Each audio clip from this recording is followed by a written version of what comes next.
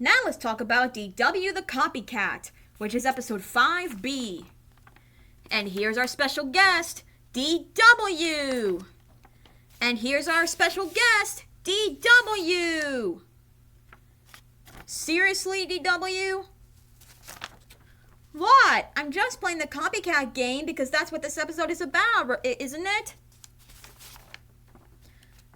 Actually, yes. Yes, it is. Well, let's get on with it. Boy, not only can she be a copycat, but she can also be a bossy boots. Agreed. So this episode starts out with DW coloring in my book. Only because they forgot the colors. The book was supposed to be that way. After I looked at my ruined book, I told the viewers how I wonder what life would be like if DW was different. In the imagination sequence, I imagined she was like the brain, bionic bunny, and even a donkey. Back to reality, I also told the viewer any change would be an improvement. After the title card was read, I sat on the couch bored out of my mind. None of my friends could play with me. Mom suggested that I should play with DW. After all, she was bored too. Sure she was. Anyway, the scene transitions to me and DW walking outside to play baseball. As the scene transitions, I was about to pitch in the bottom of the ninth when DW came with Princess Sneezin' wet. It was her turn to bat. Except there are no babies in baseball. There's also no crying. But I'm not crying. Anyway, I walked inside angrily. So did DW, because I told her she was such a baby. Was not. Was too. Was not. Well, you acted like it. Anyway, DW was watching Mary Moo Cow when I entered the scene to change the channel. I wanted to watch Bionic Bunny, but DW wanted to continue watching her show. Boy, you hate my show so much you can't even say it? Apparently. Anyway, we fought over the remote when Mom asked who had the TV first. I was so angry. That's when I wished DW did interesting things like me. Then I would play with her. So the scene transitions to a picnic. Dad gave DW a banana and peanut butter sandwich. I wanted watermelon. So did I. Uh-huh. So then the scene transitions to Dad asking if DW wanted to go on the swings. I wanted to play catch. Me too. Right.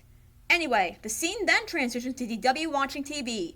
Thing was, she wasn't watching her kiddie's show, Mary Moo Cow.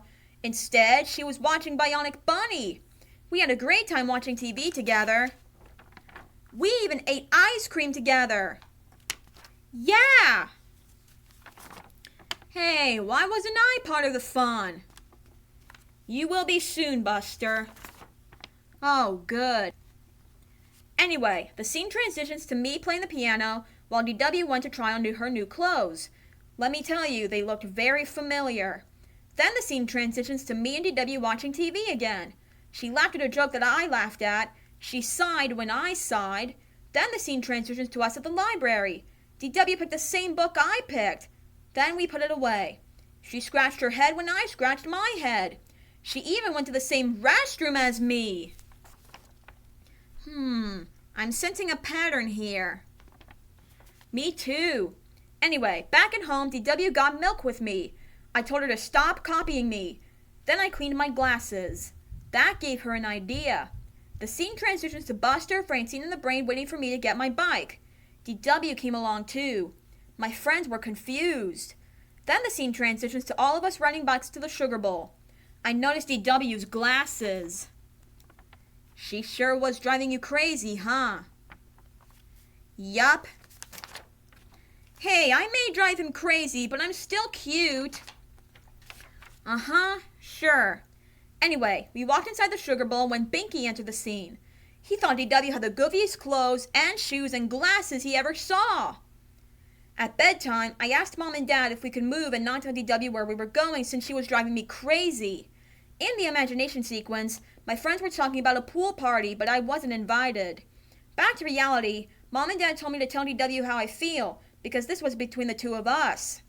Then the scene transitions to Tommy and Timmy asking DW to watch their new video, Vegetables Sing the ABCs. DW said she was going to play soccer with me, which she said was grown up. The Tibbles left. Then I told DW how I felt about her copying me. I even apologized about how I said everything she likes is boring. And that's how the episode ends. Except you forgot one thing. What's that? I can watch Mary Moo Cow every day for as many days as you watched Bionic Bunny. Oh yeah. Well, DW, thank you for coming on to the show. Uh-huh, sure.